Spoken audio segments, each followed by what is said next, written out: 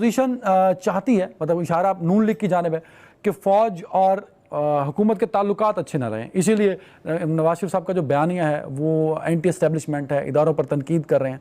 और कुछ लोगों का ये कहना भी है, आज शेख रशीद साहब ने भी 10 सवाल रखे हैं। शेख साहब ने बड़ा वाज़े तौर पर कहा है कि नवाज शरीफ साहब का जो बयानिया है वो नरेंद्र मोदी का बयानिया है, इदारों को बदनाम करने का बयानिया है।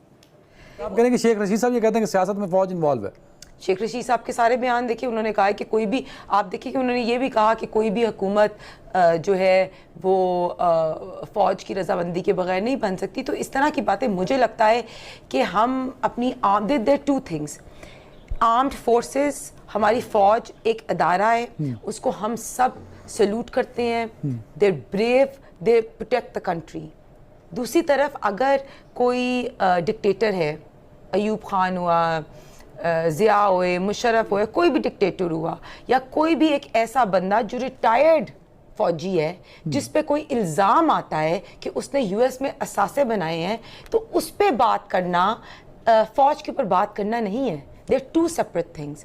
फौज एक इदारा है, एक इंस्टीट्यूशन है, इस मुल्क को प्रोटेक्ट करने की इंस्टीट्यूशन है, और हम सब, और स्पेशली मुस्लिम, और आप चाहती हैं, आपकी पार्टी चाहती है कि हुकूमत और इदारों के दरमियान ताल्लुकात अच्छे रहें, मतलब ये वाज़े तौर पर आपकी पार्टी का बयानिया है कि ताल्लुकात अच्छे रहें, कोई ताल्लुकात ख़राब करने में आप कोई रोल प्ले नहीं कर रहे आपकी पार्टी?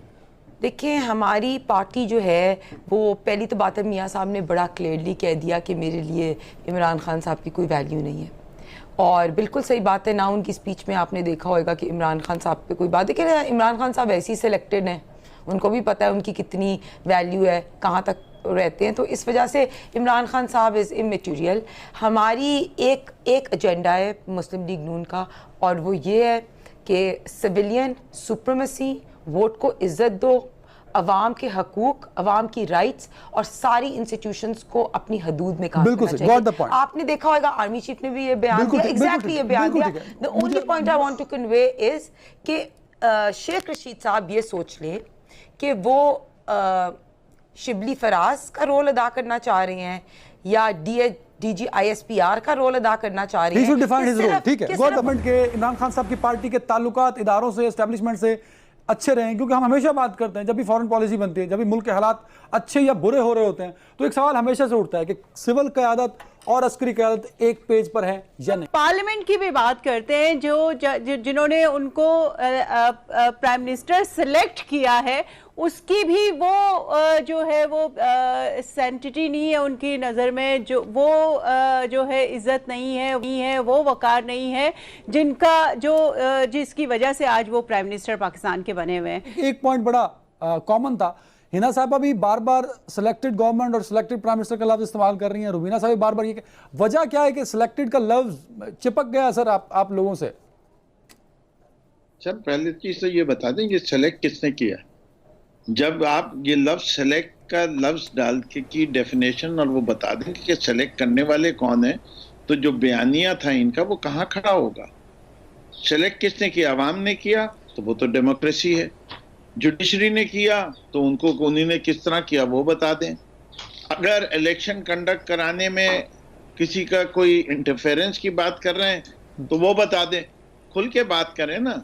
इससे कि वो जो बयानिया नवाज शरीफ साहब ने किया था कि हम उनके खिलाफ बोल रहे हैं जिन्होंने ये इमरान खान को लाए, तो भाई कौन लाए? आप क्या मुल्क के अवाम के खिलाफ एहतजाज कर रहे हैं? कर लीजिए, आपकी मर्जी। हम तो, और अगर आप फौज की तरफ इशारा कर रहे हैं तो फिर अब आप पीछे क्यों हट रहे हैं, डर क्यों गए? की थी जिसमें कश्मीर फोकस था, और उस स्पीच के बाद उनको बहुत राय मिली, लोगों ने बहुत सराहा उस स्पीच को। कल की जो उनकी तकरीर थी उसमें भी फोकस कश्मीर इश्यूज थे और हिंदुस्तान की अगेंस्ट पाकिस्तान जो पॉलिसी थी वो था, तो लोग उसको बड़ी पजीराई दे रहे हैं। आपके ख्याल में कैसी स्पीच थी पिछले साल की भी और जो कल स्पीच आपने सुनी?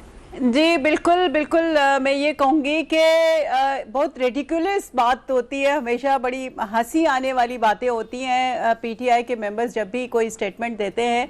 वाकई पहले जो है कश्मीर में के लिए इतनी जो बातें यूएन में इमरान खान साहब करके आए थे और फिर जो उसके बाद जो कश्मीर में हालात हुए वो पहले कभी भी नहीं हुए, वाकई हमने नहीं देखा।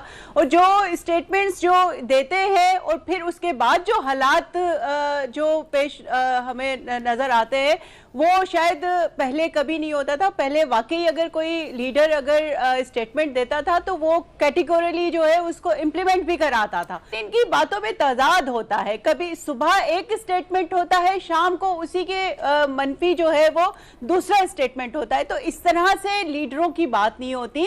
जब वो बात करते हैं तो वाकई उसकी इम्प्लीमेंटेशन भी नजर आनी चाहिए, वो वाकई भी जो है इम्प्लीमेंट होता हुआ कहीं पे नजर आना चाहिए। यहाँ पे तो कहाँ आप देखिए कश्मीर में आज जो हालात हैं, आज जो कर्फ्यू की हालत है, जो पहले कभी इस तरह से नहीं था, बल्कि और जिनको ये मोदी को मुबारकबादें देते हैं कि वो मतलब इलेक्शन जीतने पे, और वो कहते हैं कि इस पे कश्मीर फोन ही नहीं कहाँ उठाया था नजर ना आ रहा है, रुबीना कोई साहबा। नजर आ रही है, कोई फॉरेन पॉलिसी नजर आ रही है, कोई कश्मीर का हल नजर आ रहा है? आप बात करके आ जाए और फिर उसकी इम्प्लीमेंटेशन हो नहीं कोई चीज की, तो वो फिर मतलब आपका वो आप क्रेडिट ले ले ऐसे कि हमने बात की है। बिल्कुल ठीक है। बात एक करने एक के ब्रेक बाद पे जा रहा हूं, वो और ब्रेक के उसको बाद कल इमरान खान साहब ने अपोजिशन के साथ जब बैठने की बात की तो उन्होंने कहा कि मैं इनके के साथ इसलिए नहीं बैठना चाह रहा कि जब भी इनके साथ बैठो तो ये एनआरओ की बात करते हैं, गवर्नमेंट को ब्लैकमेल किया जाता है अपोजिशन की जानिब से। एक ब्रेक के बाद जैसा कि आपने वीडियो के अंदर देखा है कि जो पाकिस्तान की सिचुएशन है वो किस टाइप की होने वाली है, आप यहाँ से समझ ही सकते हैं कि वहाँ जो है, अब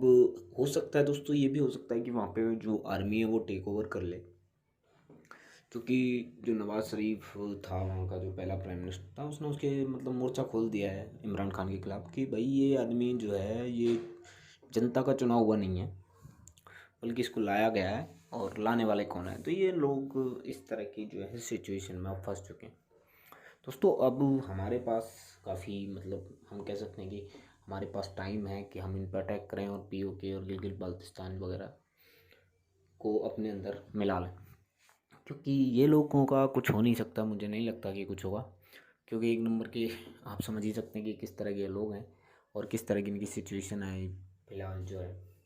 दूसरा दोस्तों, जब बात होती है कश्मीर की तो ये कहता है कि क्या किया है इमरान खान ने। इमरान खान जब भी कुछ कहता है तो मोदी जी कुछ ऐसा स्टेप ले लेते हैं कि ये बोलने लायक ही नहीं रहते। तो दोस्तों ये इनकी जो है कंडीशन है और ये इनका हालात हैं जो बन चुके हैं अब। तो दोस्तों इनका कुछ नहीं हो सकता एक्चुअली। और अब ये अभी एंकर कह रहा था कि मोदी साहब तो इमरान खान का फ़ोन भी नहीं उठाते हैं। तो भाई मोदी साहब कोई छोटी चीज़ थोड़ी है यार, जो ऐसे टुच्चे मुच्चे आदमियों का फ़ोन उठाते रहेंगे हैं। उसके लिए भी एक क्लास तो होनी चाहिए ना, आदमी की कोई इज्जत तो होनी चाहिए।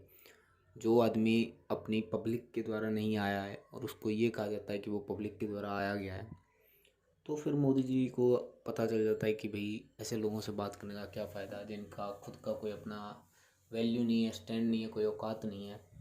इसने शुरू में कहा है कि इसकी कोई इज्जत नहीं है और लोग इसको कोई मतलब मानते भी नहीं यार ज़्यादा, कुछ मतलब कुछ भी है बकचोद जो भी। थैंक